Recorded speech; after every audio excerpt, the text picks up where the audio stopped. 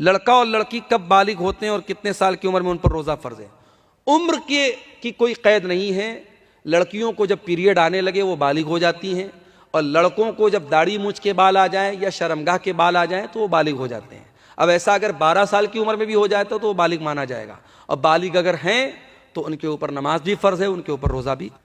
ईद की नमाज के लिए क्या औरतें इमामत कर सकती हैं? ईद की नमाज के लिए अल्लाह के रसूल के दौर में जो तरीक़ा था कि आप सल्लल्लाहु अलैहि वसल्लम पढ़ाते थे ईद की नमाज, और पीछे मर्द भी पढ़ते थे, औरतें भी पढ़ती थी। सहाबा के दौर में भी ऐसा ही होता था।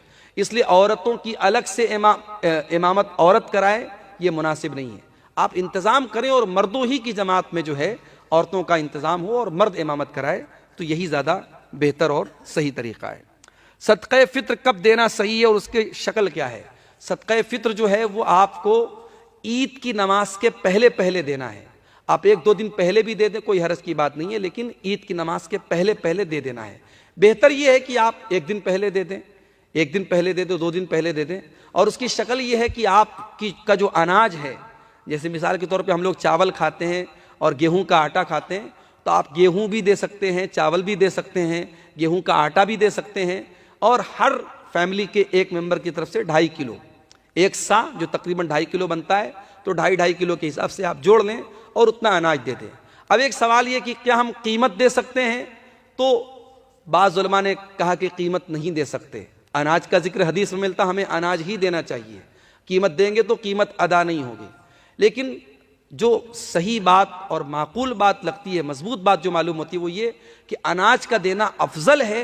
लेकिन अगर कहीं किसी इलाके में अनाज देने में उस फ़कीर की, उस गरीब का नुकसान हो रहा है, या उसकी मसलहत अनाज न देने में है, तो उसको कैश भी दिया जा सकता है। क्योंकि अल्लाह के रसूल के दौर में अनाज भी एक तरीके की करेंसी थी। लोग सामान खरीदते बेचते थे, अनाज देकर खरीदते बेचते थे, कपड़ा लेते थे, अनाज दे के लेते थे। आज हम बहुत सारे इलाकों में देखते हैं कि गरीब को अनाज दिया जाता है और वो अनाज जा करके दुकानदार को औने पौने बेचता है और फिर उससे पैसा हासिल करता है। तो इसीलिए बहुत सारे उलमा का कहना है कि जब वो नुकसान खुद कर रहा है तो उससे बेहतर है कि हम उसको कैश रकम दे दें। लेकिन बहरहाल तमाम दलाइल को सामने रख करके जो बात ज़्यादा मजबूत नज़र आती है वो ये कि अनाज ही दिया जाए। अनाज देने में कोई जब मसला हो, कोई मुश्किल हो, तब पैसा दिया जाए। बाज़ लोगों ने पैसे ही को आसान समझ के उसको रिवाज बना लिया, वो भी ठीक नहीं। जो एक सुन्नत से जो चीज़ साबित है, अनाज दिया जाए तो अनाज का ही एहतमाम करना चाहिए। वल्लाहु आलम बिस्सवाब। तरावी की नमाज कितनी रकात है, 8 या 20?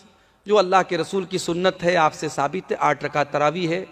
आप 8 के साथ 3 रकात वित्र पढ़े, यानी 8 + 3 11 रकात। ये अल्लाह के नबी से साबित है और उस पर बहुत सारी दलीलें मौजूद हैं।